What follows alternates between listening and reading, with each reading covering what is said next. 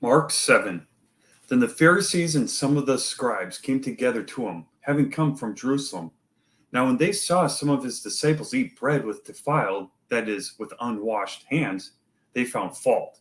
For the Pharisees and all the Jews do not eat unless they wash their hands in a special way, holding to the tradition of the elders. When they come from the marketplace, they do not eat unless they wash. And there are many other things which they have received and hold, like the washing of cups, pitchers, copper vessels, and couches. Then the Pharisees and scribes asked him, "Why do your disciples not walk according to the tradition of the elders, but eat bread with unwashed hands?"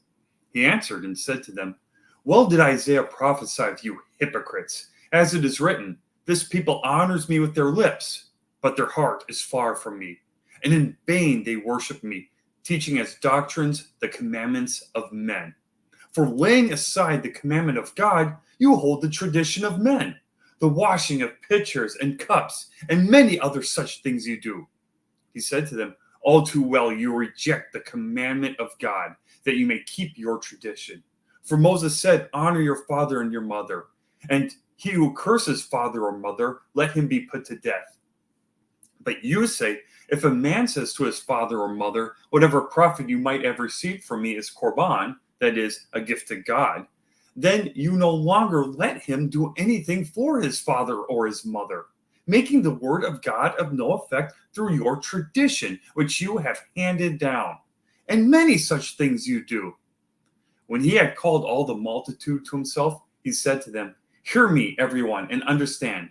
There is nothing that enters a man from outside which can defile him, but the things which come out of him, those are the things that defile a man. If anyone has ears to hear, let him hear." When he had entered a house away from the crowd, his disciples asked him concerning the parable.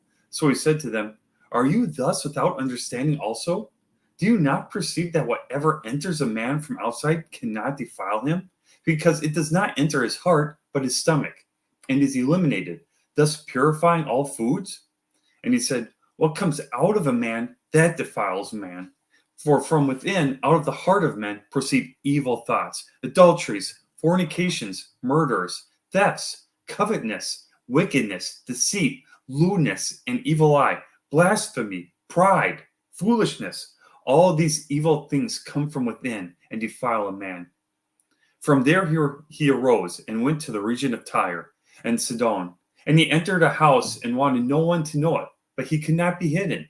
For a woman whose young daughter had an unclean spirit heard about him, and she came and fell at his feet. The woman was a Greek, a Syrophoenician by birth, and she kept asking him to cast the demon out of her daughter. But Jesus said to her, "Let the children be filled first, for it is not good to take the children's bread and throw it to the little dogs."